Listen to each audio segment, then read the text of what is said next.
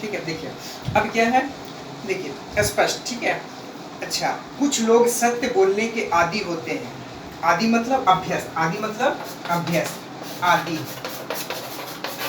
आदि मतलब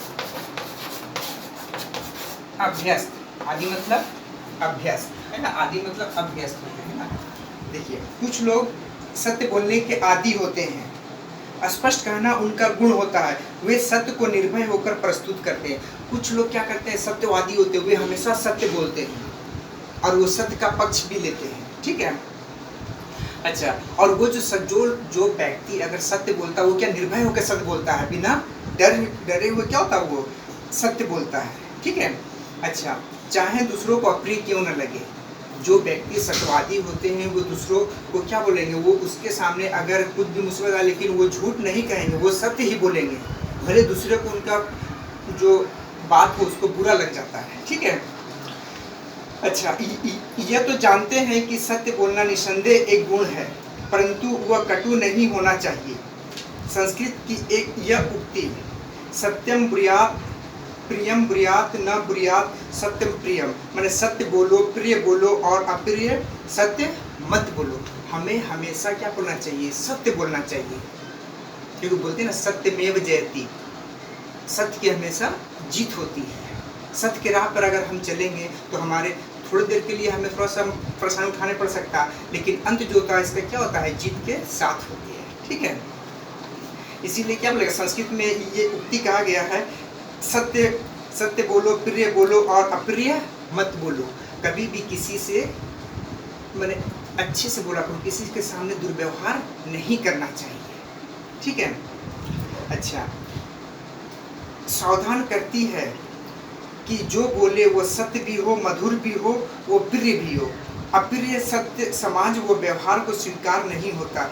इस विषय में तुलसीदास जी ने कहा, देखिए सावधान करती है, जो हमें क्या होता है, एक बुद्धिजीवी लोग जो होते हैं हमेशा अपने मन में जो भी बोलने से पहले अपने जो मैंने क्या हो जाएगा, दिल रूपी हृदय के तराजू में तौलते हैं, फिर समझते हैं, उसके बाद वो बोलते हैं।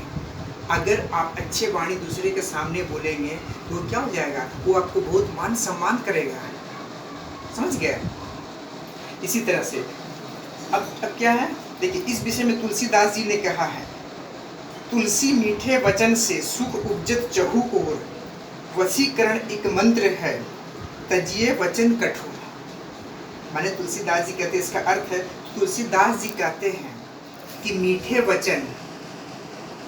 वचन से चारों ओर क्या होता है, सुख फैलाता है। मीठे वचन से चारों ओर क्या फैलाता है, सुख फैलाता है।